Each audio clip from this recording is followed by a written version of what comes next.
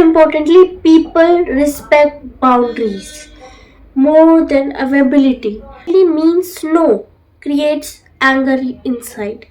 क्या होता है कि जब आपको मना, do not feel guilty while saying no, because some people do not take your advantage because they are bad, but they do so because they know actually that you cannot say no to them. In this video, I am gonna talk about the psychological power of saying no to anyone. So if you are someone who struggle to say no to someone, this video is for you. Hi everyone, welcome back to my YouTube channel. This is Isha and आज का जो topic है बहुत ही powerful रहने वाला है because I know ये दिक्कत मोस्टली हर दूसरे इंसान के साथ होती है कि किसी को किसी चीज़ के लिए मना इंसान कर ही नहीं पाता. सामने से कोई फोर्स करता है तो हम मना ही नहीं कर पाते.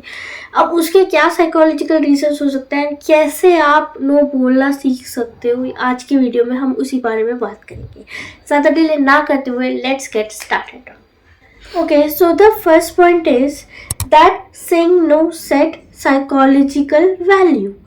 अब क्या होता है कि जब हमारा जो दिमाग होता है उसको ना एक लिमिटेड वैल्यूज़ की हैबिट होती है. जैसे कि अगर हम बार बार दूसरों के लिए अवेलेबल रहना शुरू कर देते हैं या उन्हें नो नहीं बोलते हैं, हर टाइम उन्हें येस बोलते रहते हैं, सो वही वैल्यू हमारी ड्रॉप होने लगती है. So it's very important to create boundaries ताकि आप अपनी वैल्यू ड्रॉप ना करो.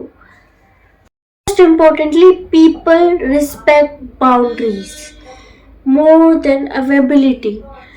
आप जब अपने लोगों के साथ अपनी बाउंड्रीज रखोगे तो उसकी ज़्यादा वैल्यू की जाती है. अगर किसी ने नोट किया हो तो बाउंड्रीज जब रहती है तो उसकी ज़्यादा वैल्यू होती है, ना कि उस चीज़ की कि आप बार बार किसी के लिए अवेलेबल ही हो जा रहे हो.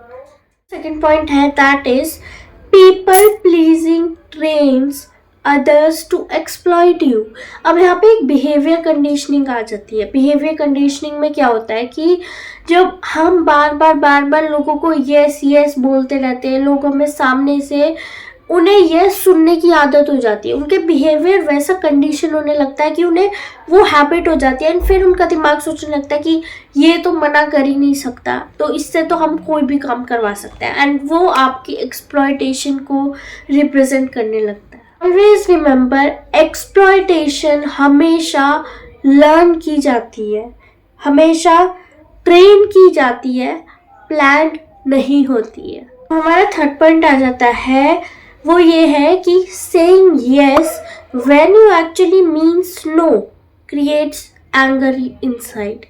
क्या होता है कि जब आपको मना करना होता है ना, बार बार उस इंसान को yes बोलते रहते हो तो वो आपके अंदर एक फ्रस्ट्रेशन बना देता है एंड जिसे हम बोलते हैं सप्रेस्ड रिसेंटमेंट. आप अंदर ही अंदर अपना जो एंगर है उसको सप्रेस करते रहते हो एंड वो आपका बर्न आउट बनने लगता है which affects your mental health. So it's very important कि हर टाइम सबको यस बोलकर आप अपनी मेंटल हेल्थ खराब ना करो.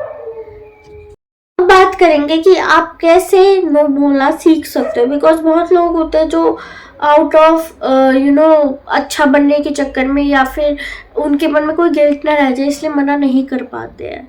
सबसे पहली चीज़ मैं बात करूँगी, create boundaries.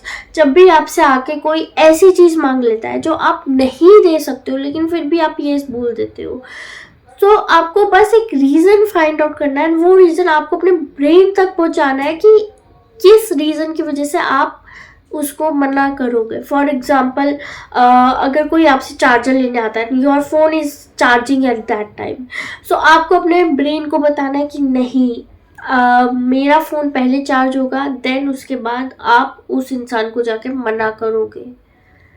Second point is create boundaries when you can not help people. For example, जैसे बहुत लोग होते हैं कि दूसरों की हर बार हेल्प करने लग जाते हैं एंड दे डोंट थिंक कि उसको आपकी हेल्प चाहिए या नहीं. सो वो आपको अपने दिमाग में रख के चलना है कि अगर कोई इंसान आपसे आपकी हेल्प मांगने आ रहा है तो ही आप जाके उसको हेल्प करो, and otherwise don't indulge yourself into others matter when they don't need you, because क्या होता है कि उस इंसान को वही चीज की हैबिट पड़ जाती है कि यार ये तो हेल्प कर ही देगा, चाहे इसके पास हो चाहे ना हो कुछ. So it's very important to create boundaries with yourself. And the most important point is, do not feel guilty while saying no. Because बहुत लोगों के साथ ही होता है, जब भी वो नो बोलते तो उनको मन में गिल्ट रह जाता है कि यार मैं तो उसकी हेल्प कर सकता था लेकिन मैंने नहीं की, मैंने उसको मना कर दिया, या मना करने के बाद गिल्ट होता है. वो नहीं होना चाहिए, बिकॉज हर इंसान की अपनी एक इंडिविजुअल वैल्यू होती है, एंड जब आप हर बार दूसरे को इतना इम्पोर्टेंस दोगे, इतना हर टाइम उसके लिए अवेलेबल रहोगे, तो वो तो आपकी वैल्यू करेगा ही नहीं. To be very honest, that person will not value you, and आप भी अपनी वैल्यू कहीं ना कहीं उसकी नज़रों में गिराते रहते हो. So it's very important to value yourself also. Lastly मैं इतना ही कहना चाहूँगी कि इट्स ओके अगर कोई आपसे हेल्प मांगता है एंड आप नहीं दे पाते हो, क्योंकि ओके एक चीज़ और मैंने बहुत लोगों से सुनी थी कि क्या हो गया अगर उसने मेरा फ़ायदा उठा लिया, तो क्या हो जाएगा अगर मैं बार बार उसके लिए अवेलेबल रहूँगा. तो your brain do not need reasons to say no. आपके पास कोई भी एक ऐसा छोटे छोटे रीजंस होने की ज़रूरत नहीं है, एक ही रीज़न काफ़ी है, क्योंकि होगा कुछ नहीं अल्टीमेटली, बट वो इंसान will start take advantage of you, and वो एडवांटेज चलो वो तो ठीक है उठा ही रहा है, लेकिन आप अपने लिए तो अपनी तो कम से कम value, you can actually respect yourself, you can value your self.